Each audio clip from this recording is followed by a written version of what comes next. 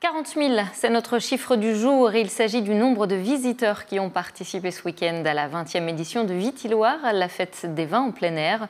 Une affluence record, boulevard Horteloup à Tours. Il faut dire qu'en plus des 150 viticulteurs présents, la météo était également de la partie. Notre journaliste Romain Delville a lui aussi répondu présent. Regardez.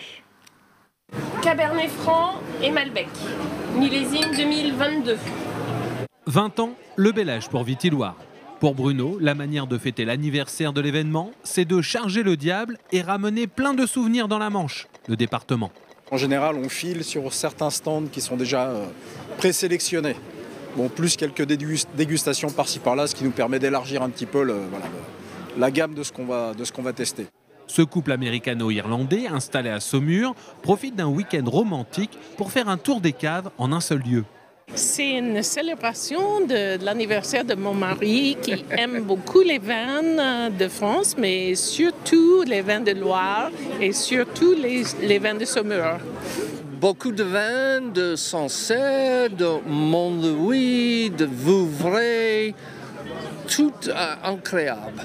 20 ans de Vitiloire, c'est aussi se poser la question de l'évolution du marché, des goûts et du marketing. Mon compagnon, c'est la 4e génération qu'il est. Et en fait, savoir essayer d'attirer un peu plus la clientèle, de ramener en fait nous notre patte par rapport à l'exploitation. Dans l'hôtel de ville, justement, place est faite aux nouveaux vignerons. Julien Martins, par exemple, a créé le domaine du Mouton Noir sur l'appellation Vouvray. Après avoir roulé sa bosse dans des domaines de Sancerre, Chablis, Cheverny, ce jeune vigneron s'est installé à son compte. Première génération de viticulteurs. Je pense que surtout quand on s'installe et qu'on n'a pas un poids familial qui est là, on a une certaine liberté d'œuvrer et de choisir des choses qui peuvent être peut-être un peu plus audacieuses et un peu moins traditionnelles, qui fait qu'on n'a pas de frein et qui va être un peu plus compliqué quand on est sur une reprise familiale classique. 20 ans de Vitiloire, c'est l'occasion de se souvenir. Se souvenir de ceux qui ont voulu créer un salon des vins populaire.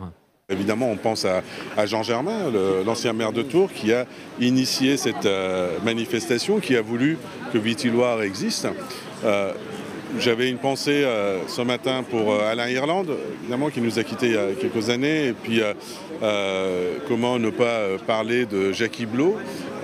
Jacques Iblot, un grand vigneron qui nous a quittés malheureusement il y a quelques jours seulement. Et son domaine est toujours présent depuis les débuts de Vitiloire. Du patrimoine, des nouveautés, des maisons historiques comme des domaines en devenir, il y en a pour tous les goûts et de toutes les couleurs dans ce salon des vins à ciel ouvert.